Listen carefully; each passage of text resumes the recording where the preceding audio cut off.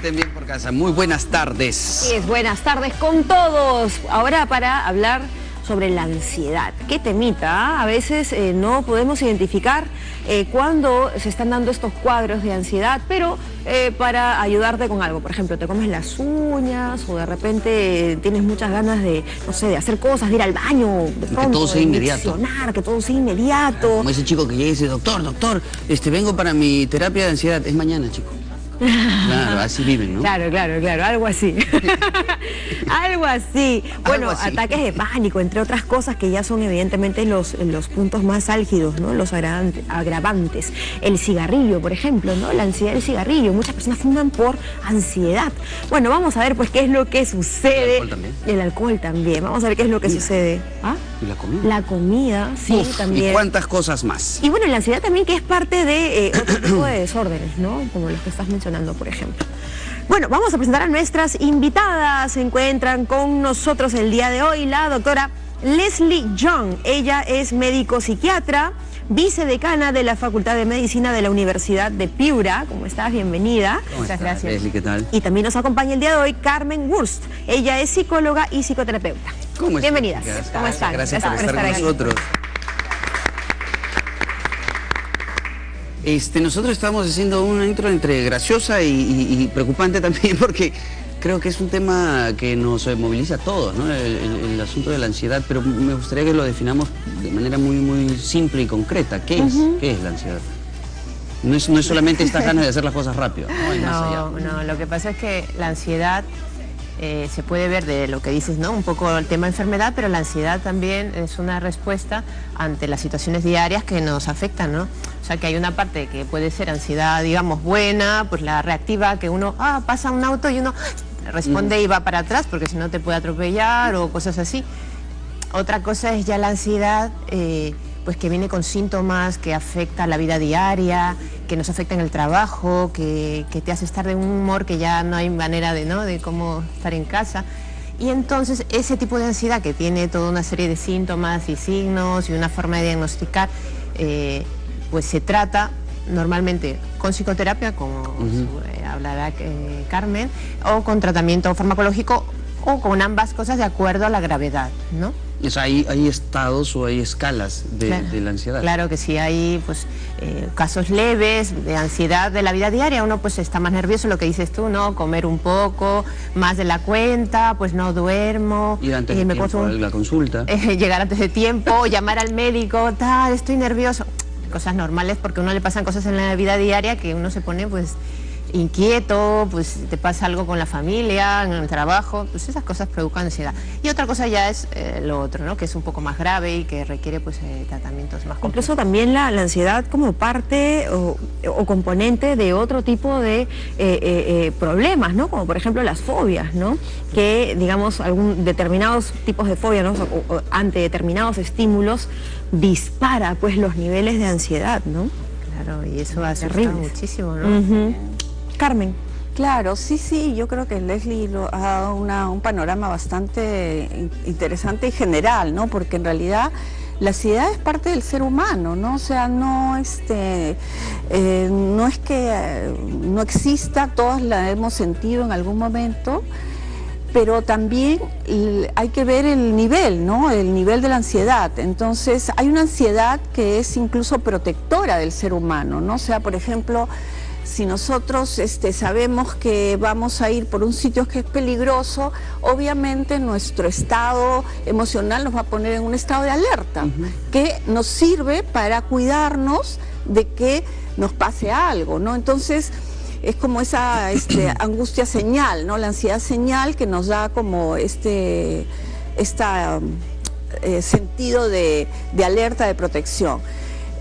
Pero, digamos, los otros niveles de ansiedad también hay que identificarlos desde dónde vienen, ¿no? Porque hay una ansiedad real, ¿no? O sea, una ansiedad real que tiene que ver con los peligros o las situaciones del entorno que nos van a generar cualquier tipo de reacción incómoda, displacentera, pero que hay un objeto real. Y hay otra ansiedad, eso es un poco lo que se ve desde el psicoanálisis, ¿no?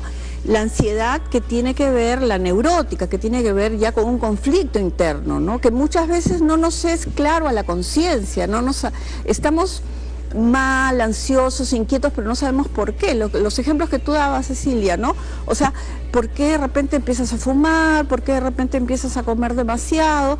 Y muchas veces la ansiedad es digamos, como la fiebre, ¿no? Como el síntoma. El síntoma, pero de algo que está más atrás. Y que la psicoterapia, el hablar con un especialista o con alguien, ayuda a reconocer. Y lo otro tiene que ver con una ansiedad también moral, como es otra, que tiene que ver más con esos conflictos que están relacionados a los valores, de repente cuando nuestro superior nos dice, oye, está mal lo que has hecho, porque mira, te pasaste la luz roja, y empieza la persecución y la angustia porque hiciste algo, vamos a decir, como transgresor, también. Entonces yo creo que hay que identificar, un poco saber desde dónde viene, ¿no? ¿Desde dónde viene o de la repente, ansiedad? sí, puede venir también, ¿no? Porque te Sí. tomaste algunas tacitas de café de más, ¿no? Bueno, que también factores eso desata biológicos, ¿no? Claro, es que hay que en la ansiedad, antes de poder decir que es total, es verdad, si es muy leve, pues uno dice, estoy nervioso por X motivos. En casa lo que haya pasado, el tráfico, ¿no? Pero a veces la ansiedad viene un poco fuerte y no se sabe bien qué pasa, y lo primero que hay que hacer es descartar temas médicos. Por ejemplo, hipertiroidismo, problemas cardiovasculares o alguna medicación que uno está tomando para otra cosa, tú dices, pero es que no sé qué me pasa, estoy nervioso, inquieto. Entonces primero hay que descartar el tema médico y luego ya uno viene a resolver temas, puede ser de conflictos internos también, y a veces cuando uno no encuentra mucha base en los conflictos internos, también hay que pensar que puede ser un desorden esto biológico, algo que no está funcionando muy bien en la cabeza. Pues las hipótesis de los transmisores son así, ¿no? Si no falla un poco la serotonina o falla la adrenalina, se tiene que hacer pues el arreglo químico, digamos, con medicación. Claro, ¿no? la compensación. Claro. Ahora, esto es inherente al ser humano, entonces es una condición con la que nacemos y tiene que haber un desencadenante, tiene que haber un detonador para que aumente estas sensaciones, siempre. Puede ser un momento en la infancia, puede ser recién de adulto. ¿Cómo es que reconocemos que me puedo arriesgar a encontrarme con un detonador? ¿Quién puede ser el factor que detone esta ansiedad? Pues son muchas cosas, ¿no? A veces, como ya les decía antes, pues puede ser sin más, ¿no? O sea, que puede presentarse un trastorno de ansiedad, ya sea una fobia, un trastorno de pánico, una ansiedad generalizada, un trastorno obsesivo compulsivo, pues a veces puede manifestarse sin más, o sea, sin desencadenante, porque es una cosa como biológica, como a veces aparece la diabetes. Pero podría aparecer, perdóname, en temas... Y en niños también, niños, ¿no? sí, O sea, por yo decía, supuesto. Pensándolo en tema escolar, ¿no? O sea, por supuesto. de pronto, cuando se aproximan los exámenes, cuando se aproximan las evaluaciones, cuando algún niño pues sufre de acoso, u otro niño es el acosador, de pronto eso también podría ser síntomas de ansiedad del Claro, padre. pienso que previo a exámenes, o sea, es normal ponerse nervioso, previo a una prueba de trabajo, a un examen, a una presentación en público, cuando nunca has dado una exposición cuando eres niño, pues esas cositas te ponen nervioso, pero es, como decía, la parte normal, ¿no? Otra cosa es ya cuando los síntomas son muy patentes y ya eso ya es un trastorno. ¿En qué momento hay que preocuparse? Sí, no, y también sería conveniente, digamos, redondeando la pregunta, hablar también de las manifestaciones de la ansiedad, ¿no? Por ejemplo, hablamos de los niños en este caso, y a veces ellos no saben definir y dicen, no sé, me siento raro, siento algo, siento miedo, ¿no? Entonces sería interesante decir, por ejemplo, manitos sudorosas o qué sé yo, este tipo de manifestaciones para poder reconocerla. Claro. Sí, o sea, claro, la ansiedad tiene dos componentes, ¿no? El psíquico y el neurobiológico, lo que decimos los trastornos que tienen que ver con esto que tú decías, ¿no? O sea, la sudoración de las manos, las palpitaciones, los dolores estomacales, ¿no? A veces la rigidez, ¿no? Los problemas para dormir, ¿no? O sea, hay una serie de factores que tienen que ver, que se expresan más en el cuerpo. Y los otros que tienen que ver con el estado emocional, tienen que ver, por ejemplo, con la inquietud, con los pensamientos negativos, ¿no? Con por ejemplo, el anticiparse al futuro en cosas catastróficas, ¿no? Generalmente los trastornos de ansiedad van mucho a lo que va a pasar, ¿no? Entonces, cuando esos pensamientos se inundan, cuando esos pensamientos se instalan tanto en niños como en adultos, y empiezan a perturbar la vida cotidiana, el funcionamiento de la persona en diferentes aspectos, y le genera sufrimiento. Bueno, ahí sí hay que mirar ya una cuestión de especialidad, ¿no? A ver, consultar qué es lo que está pasando. Como decía Leslie, puede ser una cuestión bioquímica, innata, pero también hay que explorar un poco por qué, ¿no? Cuando un niño, por ejemplo, de pronto empieza con estos síntomas, un poco hay que investigar qué está pasando, como tú decías, ¿no? El colegio de repente, o el niño muchas veces que es víctima de bullying no cuenta que lo están acosando, se queda en silencio, le da vergüenza. Por eso los papás tenemos que estar como muy alertas a los cambios de los niños, ¿no? Y bueno, los adultos también, cuando hay algo que... Ahora, nosotros tenemos un déficit muy evidente en temas de salud mental, ¿no? O sea, creo que no es una realidad con la que podamos sentirnos satisfechos, en verdad, bastante preocupados. Sí. Y se debe también a cómo es que se manejan los temas. Es decir, si tú reconoces que alguien es ansioso, de pronto se estigmatiza, ¿no? Sí. Y si es natural en el ser humano, no entiendo por qué tenemos que ser tan maledicentes con ciertas condiciones psicológicas. ¿Por qué pasa eso? Es que mira, yo creo que en eso llevamos un poco de atraso aquí. Yo creo, bueno, no solo en el Perú, en Latinoamérica, en otros países es normal acudir al psicólogo o al psiquiatra cuando uno nota que algo no va bien.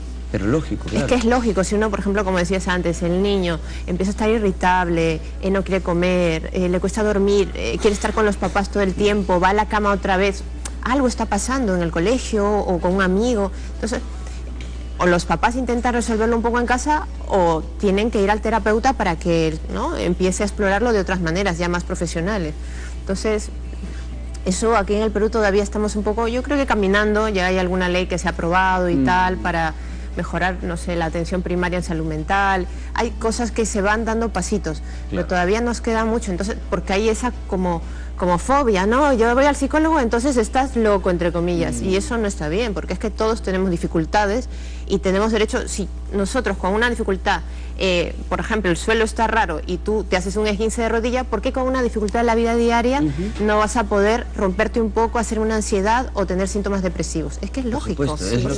Claro, por eso decía, en el colegio incluso un niño que tiene una pérdida, un niño que pasa por un cuadro depresivo, no se le considera igual, si no rindió bien el examen, es jalado, repite el año, lo expulsan, lo suspenden, pero no están considerando su problema psicológico, emocional. Entonces siento que sí es delicado, es un vacío, a pesar del tema legal.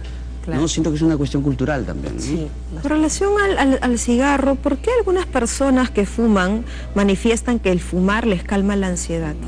¿Cuál es la relación entre el cigarro y la ansiedad? Justificar la adicción. Sí, bueno, de todas maneras cualquier elemento que sea como una suerte como de distractor, ¿no? De distractor que te saque del momento presente, ¿no? Y que, bueno, desde el psicoanálisis podemos tener muchas teorías en relación al cigarro, ¿no? O sea, si hay una ansiedad oral, hay una cuestión, es como regresar un poco a esa figura protectora del pecho materno, donde me calmo, ¿no? Y con esto ya, pues, ¿no? Pero, digamos, bueno, podemos verlo desde diferentes teorías también. Ahora, puede ser el cigarro, puede ser la comida, puede ser muchas otras cosas. Algo que está, entre comillas, reemplazando y el estresor, ¿no? Y que te da algún tipo de gratificación, vamos a decir. Yo creo que por ahí es un poco la cuestión del cigarro también, ¿no? Pero ocurrirá lo mismo con otros elementos, como las drogas o el alcohol. Claro, eso va más desde la neurobiología. O sea, el tabaco, así como otras drogas, la cocaína, el cannabis, todo eso va y se liga a unos receptores cerebrales que disminuyen la ansiedad. Pero en este caso, ¿la cocaína funcionaría disminuyendo la ansiedad? A la cocaína le varía. Al revés, ¿verdad? Al revés.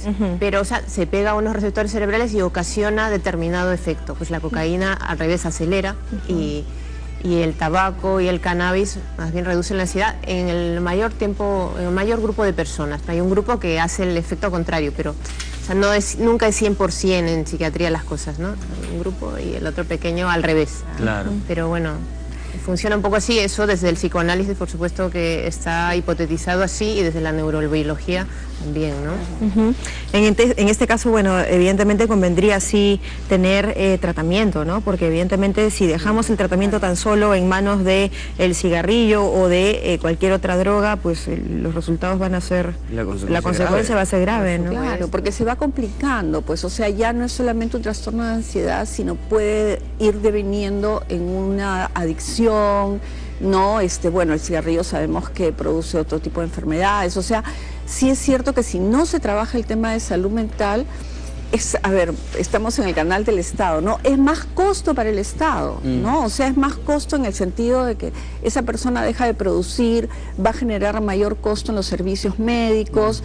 Entonces, invertir en salud mental en realidad es una inversión que ayuda a mitigar otras enfermedades, ¿no? No sé, Leslie. No es un gasto, es una inversión. Exacto, es una inversión.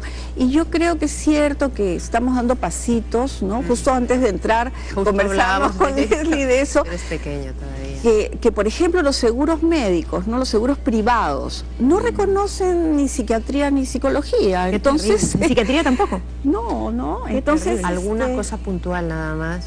Claro. O con un determinado staff, ¿no? No, sí, pues entonces es como desconocer, ¿no? Que el ser humano es solo cuerpo y no es cuerpo y mente, ¿no? Entonces, y todo está interrelacionado. Si no estamos bien psíquicamente, no vamos a estar bien corporalmente tampoco, ¿no? Una cosa lleva a la otra. Claro. Ahora, estos cuadros o estas personas que también muestran ciertas actitudes como compradores compulsivos, como comedores o comedoras compulsivas también, ¿eso también podría responder a cuadros de ansiedad? Por supuesto, o sea, digamos que los trastornos de ansiedad son como un espectro que puede ir desde una ansiedad muy leve, moderada, pasando por los ataques de pánico, ¿no? La fobia social, la agorafobia, el trastorno obsesivo compulsivo, el de compras, o hay otro, últimamente pues se ha metido dentro del DSM-5, que es la clasificación internacional, por ejemplo, las personas que se dañan la piel y se van haciendo heridas, ese tipo de cosas se han ido añadiendo, o las dismofobias, ¿no? Corporales, pues todo eso está dentro del espectro de trastornos de ansiedad, digamos en plan amplio, ¿no? Y lo peor es que los pacientes a veces van pasando de una cosa a otra, ¿no? En unos años están por aquí, en los otros por acá. Si no se resuelve a veces los conflictos o la forma de enfocar la vida, porque a veces hay que aprender a tolerar más la frustración, a hacer más deporte. Cambiando, dices tú. Puedes ir rotando un poco de cosas. Claro, sí. Porque si vemos, digamos, también un poco la ansiedad, ¿no? Y Leslie, tú me puedes decir, o sea, está presente en casi todos los cuadros psicopatológicos del DSM-5, ¿no? Entonces, por ejemplo, ¿no? Digo, el estrés postraumático, ¿no? Que ahora en la última clasificación se ha puesto el estrés postraumático complejo, ¿no? Donde están ahí todos los casos, por ejemplo, de violencia contra la mujer, violencia, situaciones críticas, abuso a niños, o sea, realmente nuestro país tiene altos índices de esos problemas y que ya ese tipo de situaciones generan trastornos que están reconocidos dentro de los manuales, ¿no? Sí. Increíble, ¿no? Sí, pues sí, esto tiene lógica, ¿no? Y un poco explicando cómo funciona el DSM-5, pues tiene que recoger todos los hábitos o en todo caso las nuevas directrices que vienen con cada sociedad, ¿no? Y en este caso esta nueva sociedad que está tan difícil, tan rápida, los tiempos de tecnología donde todo es tan rápido, pronto se me ocurre va a venir también un trastorno de ansiedad por pérdida del celular, es que no lo hay ya, ¿no? La gente que no tiene el celular ahí... Por pérdida de wifi. Pérdida de wifi, entre otras cosas. La gente se pase de vuelta cuando no tiene señal. Sí, es verdad, ¿no? Porque ya hay, sobre todo en Asia,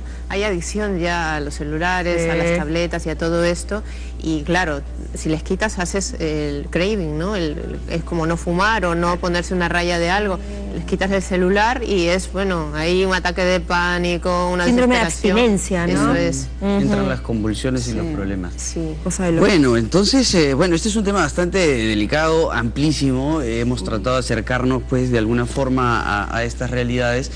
Y al margen de reconocer, creo, los cuadros, me parece importante el llamado y la invitación a respetar un poco estas situaciones, ¿no? Invitar a aprender a respetar también los cuadros psicológicos. El otro día decíamos a manera de broma, cada vez que la gente se enamora y dice, ay, me caso, qué bonito, te mandan a hacer pruebas, de documentos policiales, documentos de sangre para que estés bien, y los psicológicos no cuentan, no deberían estar contemplados también. No, es que el amor es así, pues hay que casarse nomás. Yo digo, hazte un perfil psicológico para ver si estás en tu momento y con quién te vas a meter ahí en un lío, ¿no? Es delicado, de verdad que creo que hay situaciones que todavía tenemos que mejorar. Gracias. Muchísimas gracias. Gracias por habernos acompañado. Por invitarnos. Hablando de eso, pues también te hacen perfil psicológico para que saques tu brevete. Pues. Sí, también. Lo dejo ahí. Ay, claro. bueno. Ya no tengo tiempo, pero yo tengo mis reparos en ese, porque iba a haber una ley con el tema de cómo se detectar con los informes psicológicos a un posible, ¿cómo se llama? Feminicida, ¿no? Ah, pero debe haber. Pero claro, pero lo que pasa es que es difícil, pues, porque una prueba que tomas en un determinado momento no tiene una predicción, no, claro. Para No poder se puede decir, no te cases con este contemplar. señor porque te puede matar. Imagínate ¿no? lo que saldría de mi perfil, ¿no? Mejor no reviso nada, mejor no dije nada, Mejor no pensar. No, vamos al corte, gracias. Sí, gracias. Ya, vamos a quedar sin brevete. Vámonos al corte. Vamos al corte. Y al volver.